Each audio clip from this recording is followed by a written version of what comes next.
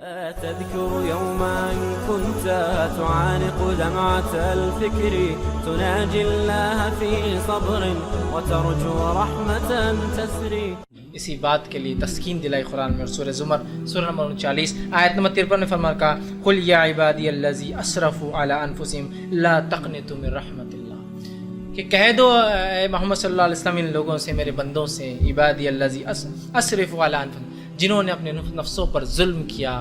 زیادتی کر لی، آگے بڑھ گئے جو بتایا گیا تھا ان باؤنڈری سے، اسرفوا علی انفسہم لا تقنطوا من رحمت اللہ، اللہ کی رحمت سے مایوس مت ہو، چاہے جتنا بھی انہوں نے گناہ کیا، اگر سچی توبہ کرتے ہیں تو اللہ کی رحمت سے مایوس نہ ہو. ان اللہ یغفر الذنوب جميعا، اللہ تمہارے پورے کے پورے گناہوں کو معاف کر دے گا.